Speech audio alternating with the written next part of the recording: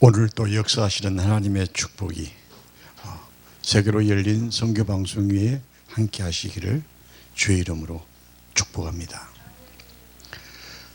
주신 하나님의 말씀 구약성경 요엘서 3장 18절 말씀 한 장을 봉독해 올리겠습니다. 그날에 산들이 단 포도주를 들어뜨릴 것이며 작은 산들이 젖을 흘릴 것이며 유다 모든 시내가 물을 흘릴 것이며 여호와의 전에서 샘이 흘러 나와서 시딤 골짜기에 대리라. 아멘. 이 말씀을 가지고 축복의 물결이 따라가는 삶이란 제목의 말씀으로 하나님의 말씀을 함께 은혜를 나누고자 합니다. 하나님의 사람을 선민이라고 부릅니다. 본문 요엘 선지자의 예언서 속에는 하나님이 부르신 선민들, 영원한 축복을 받고 살아갈 수 있는 길을 우리에게 제시하고 있습니다. 우리가 그리스도인으로 살아가는 가운데에 항상 적그리스도가 우리를 대적합니다.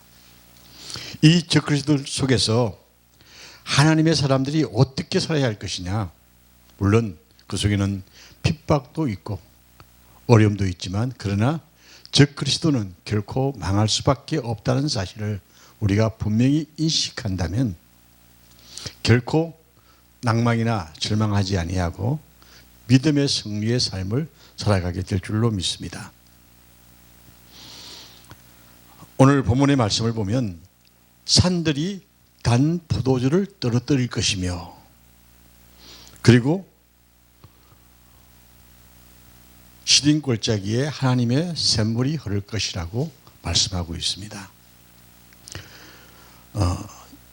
단 포도주를 떨어뜨릴 것이며 한 이 말씀 속에는 굉장한 시적 의미가 담겨져 있는데 하나님께서 풍성한 열매를 맺게 해주실 것을 약속한 말씀이 본문의 말씀입니다.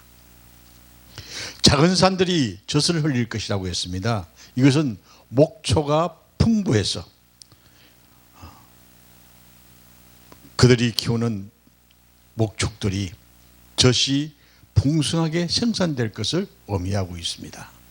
그리고 모든 시내가 물을 흘려서 사막 같은 메마른 땅에 비옥한 축복의 땅으로 바꿔주시는 하나님의 역사가 믿는 자들에게 있음을 우리에게 설명해 주고 있습니다.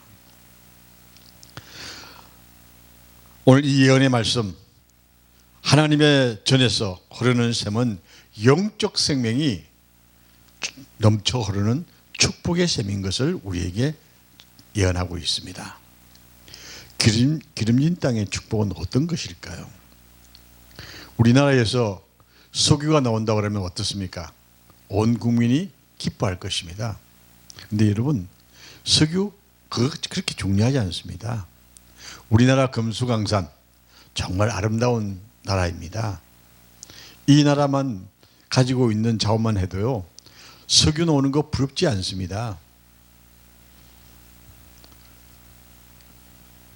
그런데 우리는 눈에 보이는 물질적 축복이 전부인 것처럼 착각하고 석유가 나오는 것을 그렇게 한정을 하게 되어지죠. 우리나라 석유가 얼마나 많은 줄 아십니까? 정말 많습니다. 북한이 왜 저렇게 큰 소리 치면서 석유에 두려워하지 않는 것은 중국의 제일 큰 유전이 대경유전입니다. 이 대경유전이 북한과 같이 맞물려 있기 때문에 북한이 유전을 개발하면 중국의 대경유전이 다 말라버립니다. 왜냐하면 북한 유전이 깊기 때문입니다. 그러면 이 북한이 그걸 개발할 능력과 자금이 없다 보니까 중국에게 그냥 양보하면서 중국으로부터 석유를 공급받는 겁니다. 이렇게 하나님께서 어느 나라든지 충분하게 살아갈 수 있도록 축복의 땅으로 만들어 주시는데, 만약 우리가 남북이 통일된다고 한다면 그러한 유전도 엄청난 우리의 자원이 될 것입니다. 적 그리스도의 세상이 오기까지는 언제나 좌익 세력들이 들끓게 마련입니다. 좌익과 진보와 차이, 그리고 진보와 보수의 차이, 뭐 이런 걸 정치학적으로 막 나누기보다는 정확하게 나눌 수 있는 것은, 진보는 어쨌든 새로운 걸 만들어내어서 발전해 나가려고 하고, 보수는 지금 가지고 있는 것을 가지고 합리적으로 살아가기를 원하는 게 보수와 진보의 차이라고 합니다. 그런데 진보는 좌익이든 붉은 세력이든 관계없이 그 힘을 흡수해서 자기화시키는 것이 진보가 꿈꾸는 세상이라고 할 수가 있습니다. 그래서 새로운 정치를 추구하는 사람일수록 좌익 쪽으로 흘러갈 확률이 많다는 이야기입니다. 오늘 적그리스도는 언제나 좌익 세력들과 합치기를 원합니다. 그래서 세상을 흔들기 시작하죠. 우리나라 이민족을 통해서 마지막 때에 이루시고자 하는 하나님의 뜻, 어떻게 역사할 것인지 우리가 봐야 합니다. 여러분, 세계의 종교 역사 속에서, 기독교 역사 속에서 이 대한민국의 힘이 굉장히 지대했다는 사실을 여러분 아십니까? 이 종교개혁을 할 때에 제일 크게 기여한 것이 뭐냐면 금속활자입니다. 구텐베르크의 금속활자보다 약 300년 이상 앞섰던 우리의 금속활자가 있었다는 사실을 아직까지 우리가 그렇게 많이 알지를 못합니다. 문화적 유산이라고 해야 되겠죠. 직지사에 있는 금속활자의 역사를 추적해 보면, 이 금속활자를 만들어서 이것이 교황청에 넘어가서 교황청이 이걸 감시하고 관리하고 이런 가운데 종교개혁을 통해서 이게 금속활자가 활성화되어져서 성경을 찍어내게 되고 전 세계가 성경을 읽을 수 있는 축복이 주어집니다. 중세기를 암흑기라고 합니다. 암흑시대라고 합니다. 왜 그럴까요? 백성들이 글을 읽을 수가 없었습니다. 그래서 성경을 못 봤습니다. 그래서 그들이 말하는 성직자들만 성경을 보게 되어지고, 그래서 그들 말만 따라가야만 했습니다. 그래서 거기에 많은 오류들이 생기고 발생했죠. 그래서 저는 항상 자부심을 갖는 게, 한국인에 의해서 종교개혁은 엄청난 빠른 속도로 이루어졌다. 그래서 우리가 기한공이 크다. 그래서 우리도 선민될 자격이 있다. 뭐 이런 자기식 해석을 해보기도 합니다. 어쨌든 이스라엘 민족이 하나님의 부르심을 받아서 세계를 향해서 나갈 수 있는 축복을 받았는데, 이스라엘 백성들이 눈앞에 적과 꿀이 흐르는 가나안 땅을 보면서도 40년간 광야를 방황했었습니다. 뜨거운 햇빛 아래서 방황하면서 온갖 시험을 겪어야 했던 이스라엘 백성의 역사가 왜 그렇게 되었을까? 우리 한번 가만히 생각해 봅시다. 우리에게도 축복의 물줄기가 흐르고 있음에도 불구하고 우리가 그 물줄기를 땡겨오지를 못합니다. 왜 그럴까요? 오늘 본문에서 말씀하고 있습니다. 하늘이 열리는 축복, 하나님의 말씀을 우리가 부여잡아야 하는데 그것이 없다는 사실입니다. 땅 위에 기름진 축복을 받아 젖과 꿀이 흐르는 나라가 되기를 우리가 기도한다고 한다면, 먼저 우리의 뜻이, 우리의 삶이 하늘의 영원한 나라와 진리가 충만한 삶이 되기를 간구해야 한다는 사실입니다. 오늘 하나님께서 요엘서를 통해서 우리에게 말씀하고 있습니다. 너희가 축복된 삶이 되기를 원하냐? 먼저 하늘의 샘이 열려져서 흘러야 너희가 영원한 축복의 자리로 나갈 수 있음을 말씀해 주고 있습니다. 세상은, 우리가 사는 이 세상은요, 가면 갈수록 사회주의가 이 세상을 지배하려고 태동하고 있다는 사실입니다. 지배하고자 각고의 노력을 할 것입니다. 그런데 그들이 아무리 그런다 할지라도 하나님이 하늘에서 웃으십니다. 인간이 바벨탑을 세울 때 하나님께서 어떻게 하셨습니까? 하늘에서 웃었다고 했습니다. 하나님의 뜻을 거스리고는 세상을 기름지게 할 수가 없다는 사실입니다. 하나님만이 유일하게 우리에게 축복하시는 하나님이라는 사실입니다. 그래서 하나님 말씀을 묵상하는 자, 그 사람이 세상을 이기는 삶을 살 것이라고 전 확신합니다. 인공위성을 쏘아 올린 것 같고 거대한 힘을 가진 나라라고 할지라도 우주 공간을 만드신 하나님 앞에 어찌 그들이 대적할 수가 있겠습니까? 우주 공간을 만드시고 말씀으로 이 우주 공간을 새롭게 하신 그 하나님의 역사 앞에는 인간이 아무리 발버둥을 쳐도 하나님이 웃으신다는 사실을 기억해야 합니다. 그래서 이번 대통령 선거를 보면서 하나님, 기도하는 사람이 되게 될 수 있도록, 대통령이 될 수 있도록 해 주십사 하고도 기도합니다. 왜냐하면요, 대통령이 기도할 때에 나라가 달라집니다. 온 땅이 하나님 나라의 정의가 하수같이 흐르는 그런 은혜를 우리가 입을 수 있으려고 한다면 최소한 하나님을 아는 자가 나라를 다스릴 때에 그만큼 빠르게 갈 수 있다, 저는 생각을 해봅니다. 이 세대가 하나님의 축복을 임하기를 원하신다고 한다면 하나님의 말씀이 우리에게 삶 속에 흐를 때 축복의 물결이 그 땅에 물결처럼 밀려오는 수 있는 은혜를 입게 되어지는 것입니다. 세계에 제일 좋은 나라가 미국이라고 우리 알고 있습니다. 지금 미국이란 나라가 세계를 지배하기 위한 엄청난 사건들이 우리 주변 속에 일어나고 있습니다. 그런 강대국 미국도요, 눈에 보이지 않는 미생물 앞에 꼼짝 못하고 죽어나가고 있지 않습니까? 인간의 힘으로는 결코 해결할 수 없는 사건들입니다. 그런데 이 미생물의 공격은 앞으로 집요하게 이 땅을 흔들 것입니다. 그런데 그 속에는 우리가 알 수 없는 하나님의 놀라운 역사가 담겨져 있을 것을 저는 믿기 때문에 두려워할 이유가 없다는 사실입니다. 하나님께서 이 땅에 하나님의 축복의 물결을 밀려주셔서 우리를 새롭게 하실 것이며 이 땅을 하나님의 나라에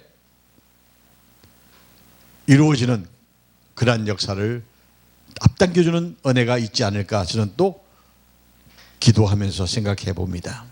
자, 미국이 코로나19를 대처하는 방법을 보면서 저는 이 개발도상국보다 못한 모습을 보게 되어지고요, 민주주의의 국가의 제일 국가라고 하는 미국의 사회적 형태가 어떠냐. 여러분, 동성애라는 문제가요, 그냥 쉬운 문제가 아닙니다.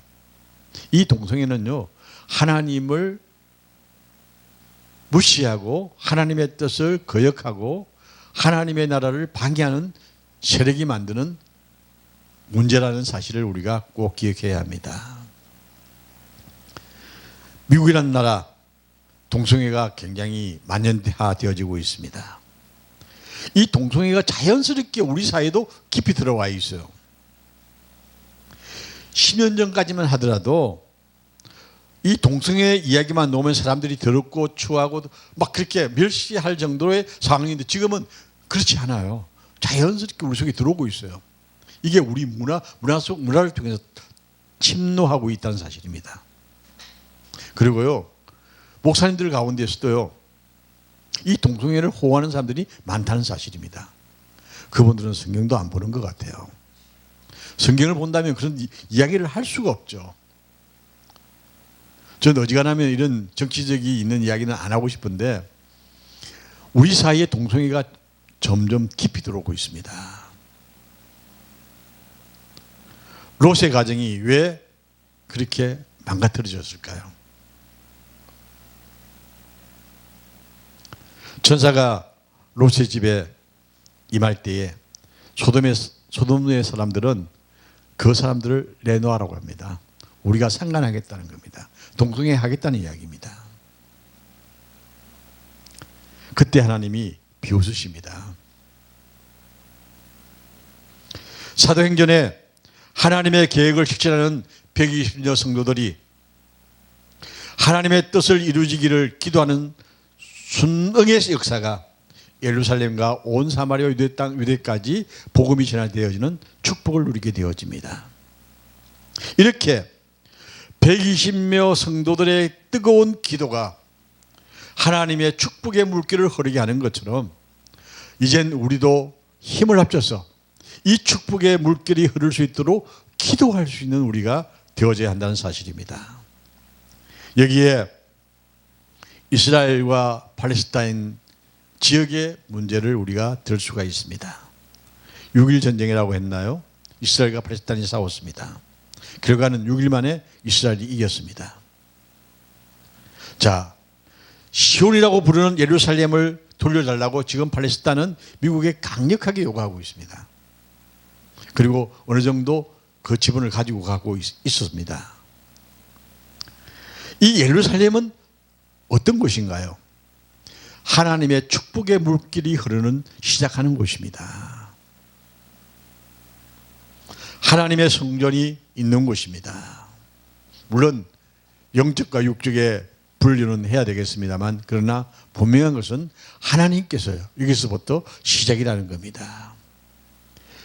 유다로부터 흐르는 이 물줄기는 사마리아로 흘렀고 사마리아에서는 물줄기가 거기서 정지하지 않고 흘러 로마로 갔고 그리고 또 로마에서 구라파로 그리고 영국으로 미국으로 온 세계를 흐르게 했습니다. 이 진리의 말씀을 막는 세력이 있다는 사실입니다.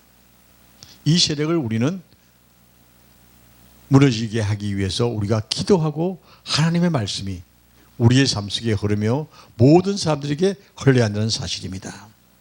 본문의 말씀 생명의 샘이요 은혜의 샘이요 축복의 샘이 흐르는 이 땅이 되도록 우리는 영적 전쟁을 싸워 이길 수 있는 무장된 그리스도인이 되어져야 하는 것입니다. 우리는 원래 마귀의 자식들이었습니다. 그런데 하나님께서 우리를 자녀로 불러주시고 예수님의 이름을 부르는 자 구원의 사람이 되게 하시고 축복의 잔을 마시게 하시고자 축복의 샘을 우리에게 허락해 주셨습니다. 아브라함에게 흐르는 축복의 물줄기가 우리들의 심령에 흘러서 넘쳐 하나님의 사람으로 살아갈 수 있도록 은혜를 주셨습니다. 이 축복의 물길이 꾸준히 역사를 통해서 흐르고 있지만 우리가 그 축복의 물줄기를 받아들이지 못해서 물줄기는 우리의 삶에서 흐르지 못하고 다른 곳으로 흘러가고 있지는 않은지 우리가 늘 돌아봐야 하는 것입니다.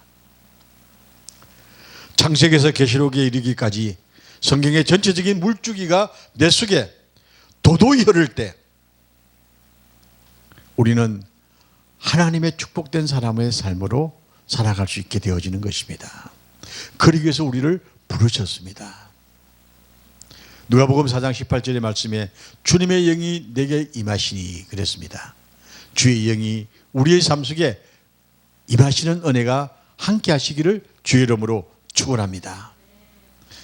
그 축복이 흐를 때에 어떤 결과가 흐릅니까? 가난한 자에게 복음을 전하고 내게 기름을 부어주사 전파하게 하셔서 포로된 자를 자유케 하고 눈먼 자에게 다시 보게 함을 전파하게 하시고 눌린 자에게 자유케 하며 주의 은혜의 해를 전파하게 하려 하심이라고 누가복음 4장 19절 이하에 말씀하고 있습니다.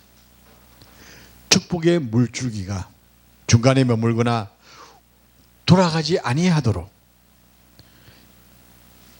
우리가 그 물줄기를 부여잡을 수 있는 은혜의 자리로 나가야 합니다. 물줄기가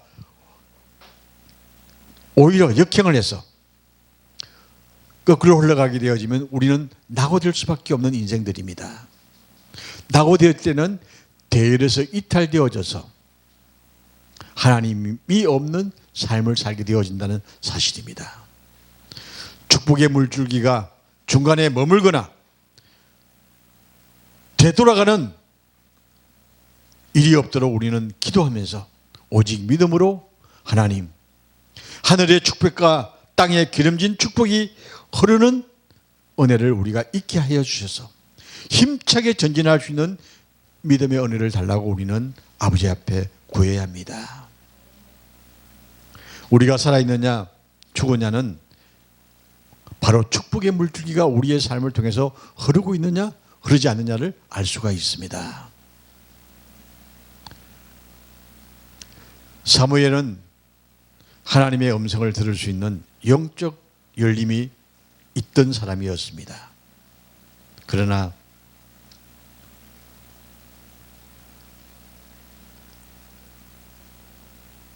엘리 제사장은 어떻습니까? 엘리는 홈니와 비나스의 죽음 그리고 자신의 무능함 때문에 결국은 하나님의 축복을 잡지 못하고 비참한 죽음으로 끝났습니다. 온 세상에 적절한 시기가 와 때를 주시는 하나님께서 오늘 또 우리에게 말씀하십니다. 너희가 어디에 쓸 것이냐? 축복의 땅으로 나갈 수 있는 자리에 서기 위해서 오늘 또 말씀으로 무장하고 그 말씀이 나의 삶 속에 도도히 흐를 수 있도록 준비할 수 있는 우리가 되라고 요엘서를 통해서 말씀해 주고 있습니다.